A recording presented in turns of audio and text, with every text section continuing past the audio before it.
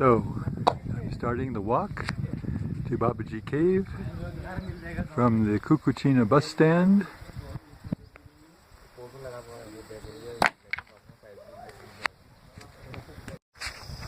So, I find myself excited today more than most days because this is an opportunity to visit a special place, very special place on the planet. This is the place where Kriya Yoga was brought back into the perspective of the ordinary person. As you know, before this meeting, it was only for fully professed sannyasis who had left the world to seek God. And so for others who have a mission in the world, this is a very important place because this is what made it possible to practice Kriya Yoga in daily life.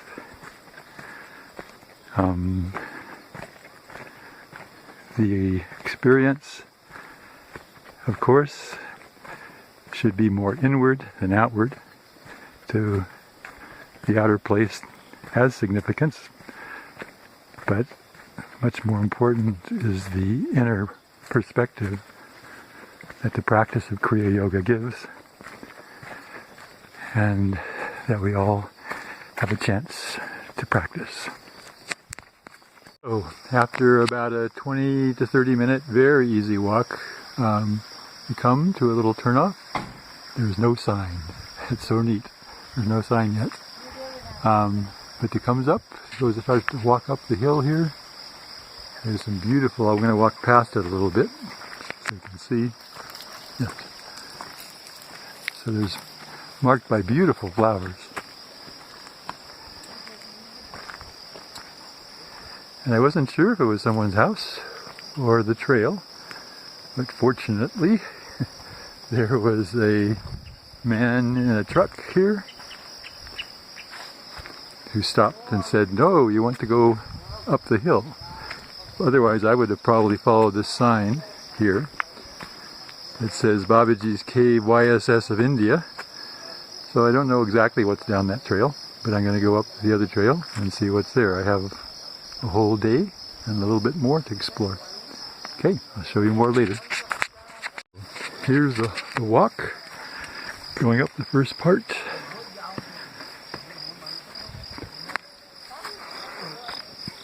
Yeah. And a nice lady to say namaste. So after a few steps, you come to this family's house. The family of the lady in the path. It doesn't go that way. And it doesn't go that way. It goes right behind the house.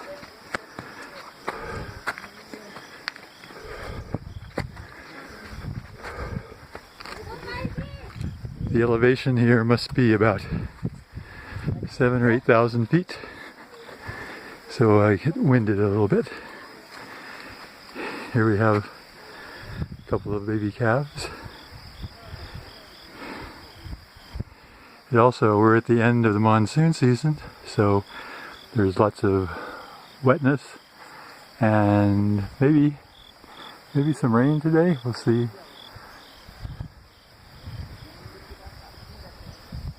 But nothing right now. Okay, I'm going to walk a while.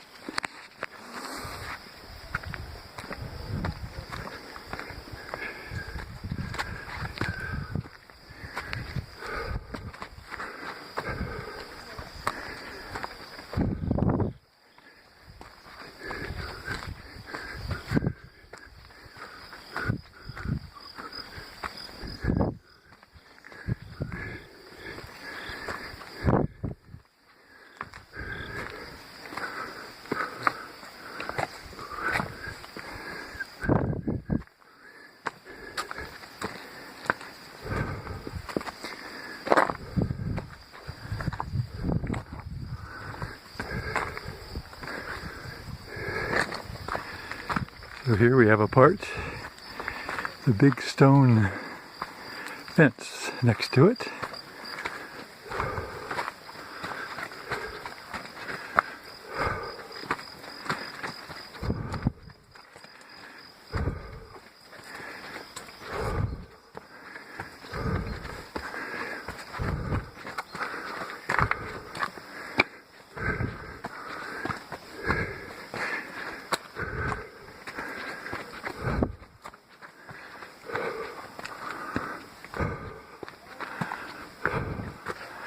Okay, I'm going to stop filming for a while to save camera.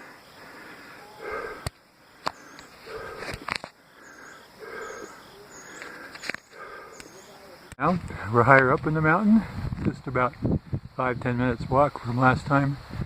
That across the valley is the Joshi's tea shop and place where I'm staying tonight. You can see there's other houses in the valley.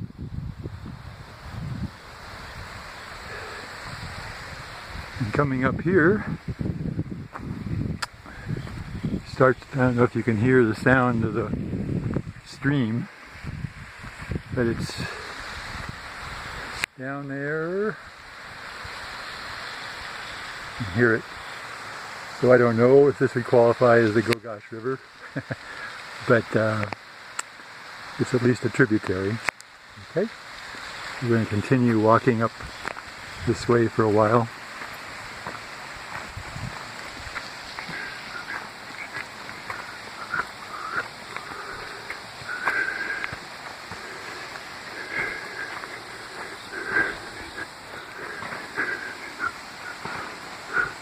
Okay, we'll stop. You can see we're kind of getting close to a ridge.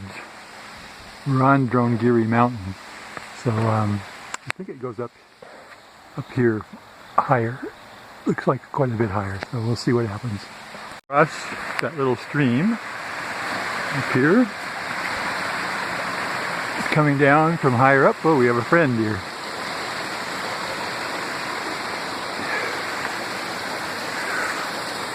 Couple of friends.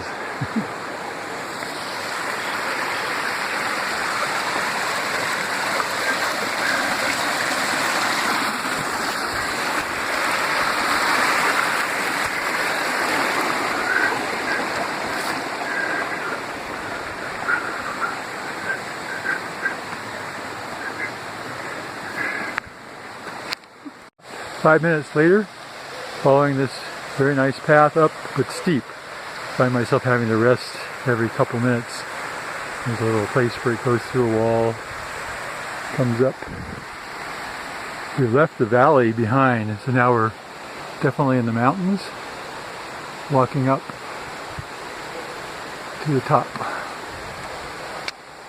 So I found a place to rest for a while, and you can hear the sounds of dogs and see smoke over here in the people's cabin, and of course all the houses. Probably most of them built since 1860. I find the sound of the water very helpful, and it reminds me of continual cleansing of consciousness, not to get caught on any particular part of creation, but to simply let it flow through unhindered as it moves from scene to scene. So I'm only a little further away up the hill, a couple of stops to rest. Decide that whenever I rest I need to do some kriyas to keep the mind focused on why I've come. And so here we are up in the top. I think that's the top of Drongiri Mountain up there. But right here, up this trail, is a structure. And I haven't been there yet, but I'm assuming it's probably Babaji's cave. I'll let you know in a few minutes. I'm not sure. It's a gated place. And over here it says Mahavatar Babaji Smriti Bhavan Yoga Satsanga Society of India Self-Realization Fellowship, 25/7/2002. And over here it says, "Welcome to Babaji's Cave, no plastic zone." Basically, they don't want you to use plastic bags. But it looks like it's locked, maybe not. I'll go in and see.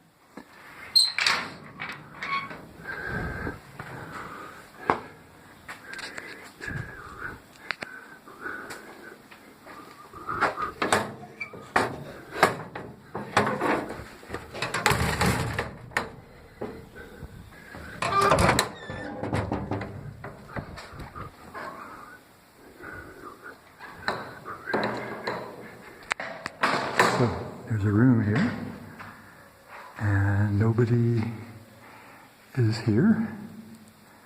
Maybe a little picture of Babaji. And I think I'm going to stop here and meditate for a little while. So I came up, and the door was unlocked, so I went in. And a very nice meditation. It was very easier than usual to concentrate on the Kriyas and to feel divine presence. And then after maybe half hour, there were noises, and someone came up and very kindly said, "Please sir, we locked." And it turns out that the building usually is locked, but the only people who passed me today, coming up this path, were 3 Indian men, two men and one older boy, and I think they were from YSS, so they had a key, so they had unlocked the building, and so I got to go in when they were further up the hill.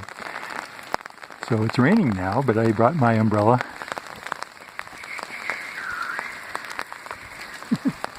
And so I'm in good shape, and now I'm going to go up and see what the sign, where it leads. So a few steps up the hill, I start to get into some rocky terrain that would be a good sign that there are some caves coming up. The path over here, I don't think it leads anywhere in particular. Well, you never know.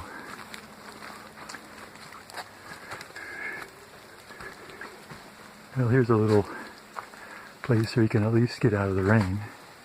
Doesn't quite qualify as a cave. And there's a path going this way, which I don't know where it goes yet. I'm going to go back over here.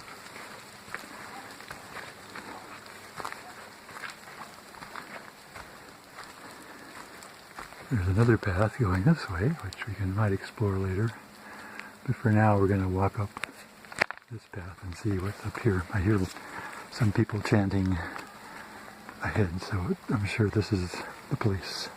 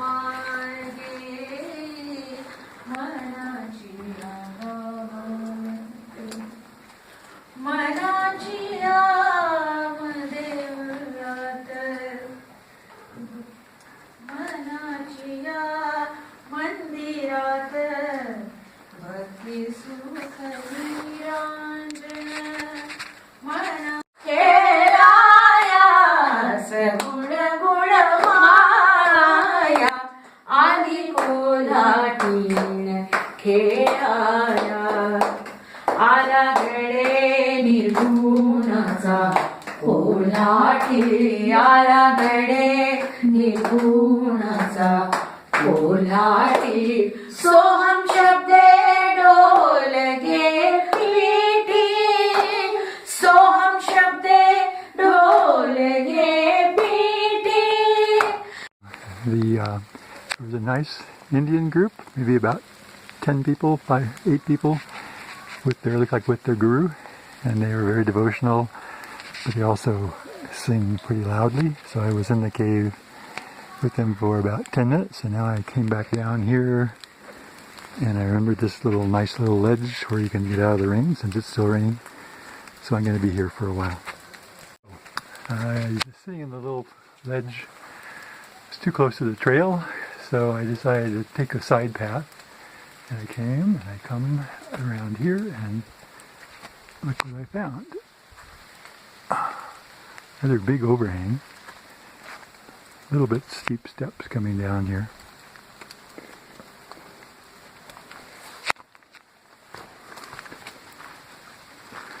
But it's very nice.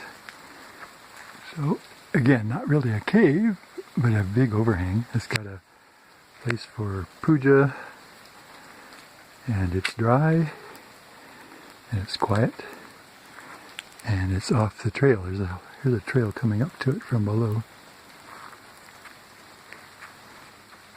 So this looks like a nice place to be for a while, and I'll check back in the cave later and see if the people are still there.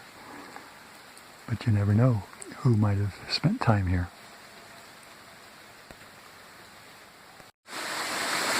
One loud group was replaced by an even louder group. So I took the other trail off just to kind of explore, and I could hear the water. So I came over here to the water. This is the nearest creek to the cave. And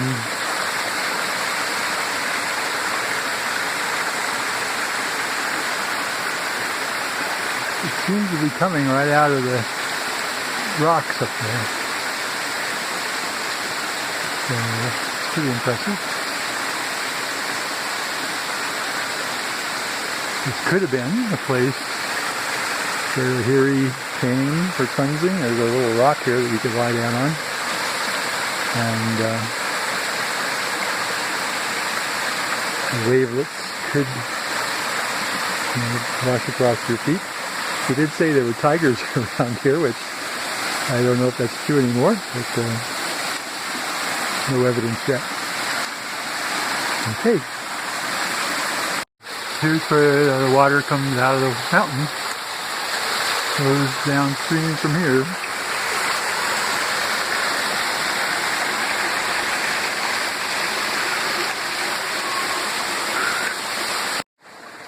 So, I decided to try lying down the rock to see what it's like. I'm looking up at the trees over it, and you can listen to the sounds. It's quite purifying.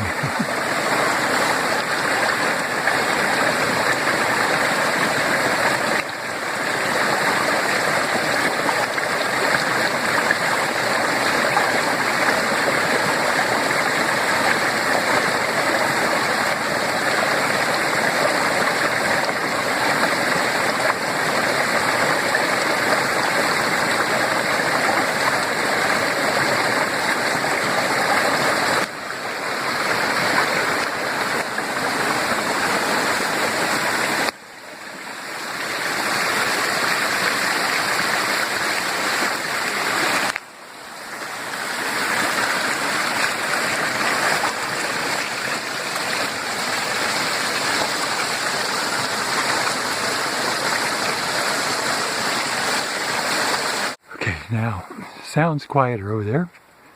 You can see the cave right between the trees there. So I'm going to try to walk up and see how it is. Okay.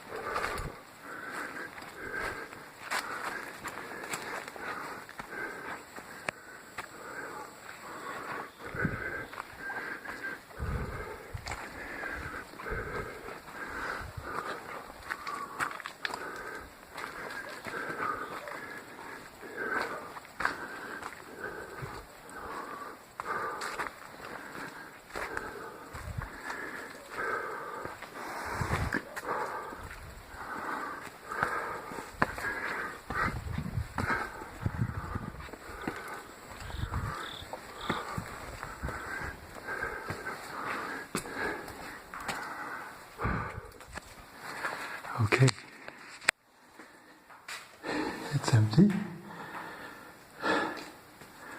So maybe I, like Lahiri, needed purification before I could come over and experience the cave. So I'm going to go in and meditate for a while. So, finished my meditation. I'm very happy to be here. But of course, I also think like a Westerner, and I think, is this really Babaji's cave? It's got an edifice that's been put up here. Let's see if you can see it. And inside, there's a part up there that's man-made, and that part of the roof is man-made. And then the back has been walled off, so we don't know what happened behind that. This part, of course, is natural. If I look out here,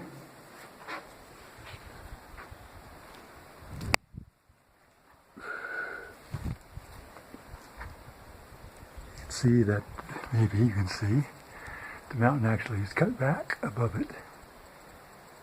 And this side, I think it's clear.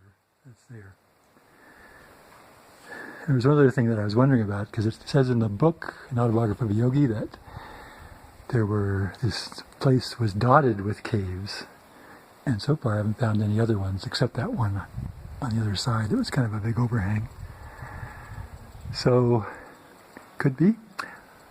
I'm hoping to come back tomorrow and kind of poke around and see what else is up here.